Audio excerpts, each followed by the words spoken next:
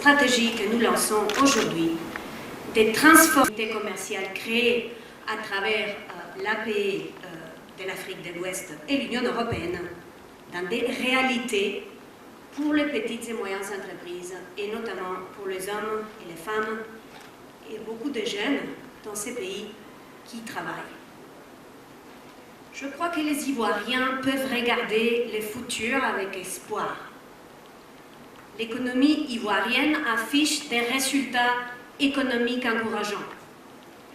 Il est essentiel aujourd'hui que ces efforts puissent être poursuivis pour assurer une croissance plus équitable et plus inclusive, de façon à réaliser la vision qui est celle de la Côte d'Ivoire, Émergence 2020.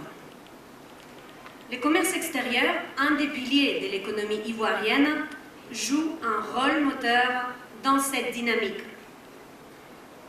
Ceci dit, même si la Côte d'Ivoire se place aujourd'hui parmi les premiers producteurs et exportateurs mondiaux des produits agricoles comme les cacao, les caoutchoucs ou les anacardes, les exportations restent encore à faible valeur ajoutée. Et ceci doit changer. Et c'est dans ces contextes qui s'inscrit cette stratégie nationale. C'est une stratégie qui va aider les Ivoiriens à relever les défis et à créer une véritable culture à l'exportation. Une culture à l'export de plus de valeur ajoutée. C'est aussi une stratégie qui va nous aider à créer une culture de l'entrepreneuriat, des petites et moyennes entreprises, plus tournée vers l'extérieur, à commencer évidemment par la région.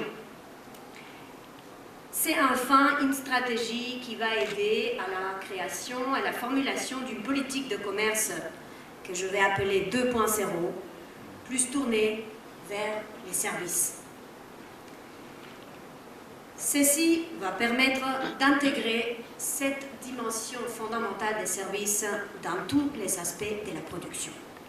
Car les services aujourd'hui jouent un rôle central dans la démarche pour améliorer la valeur ajoutée des exportations.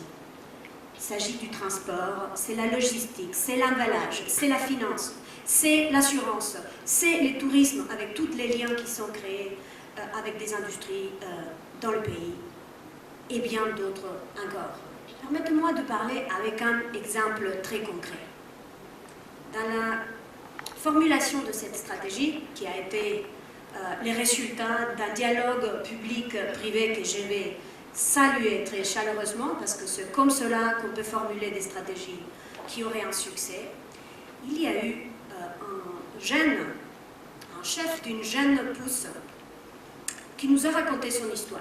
Il nous a dit comment il a essayé de valoriser les coques de noix de coco pour développer des combustibles et des matériaux pour la construction, des produits bio, des produits durables et innovants. Or, ce jeune entrepreneur a eu du mal à convaincre les banques de financer ses activités. Il a eu du mal à trouver des partenaires à l'étranger pour exporter ses produits.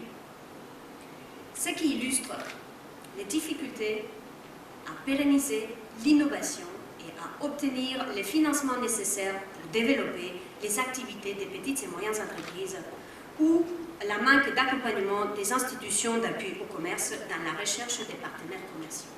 Et n'oublions pas que nous devons créer 500 millions d'emplois d'ici 2030 et que ça sera les PME qui vont créer la plus grande partie de ces 500 millions d'emplois. Une opportunité excellente de façonner une génération nouvelle d'entrepreneurs, des hommes et des femmes, l'image des marques de la Côte d'Ivoire.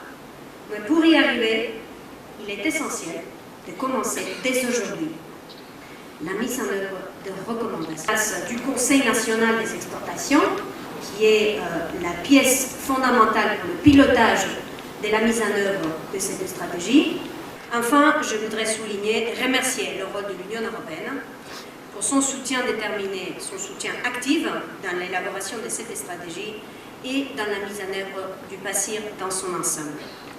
l'ITC, le CCI, se tient prêt à fournir toute assistance nécessaire et toutes les compétences techniques pour assurer le succès de cette entreprise que nous lançons aujourd'hui. Merci beaucoup de votre attention.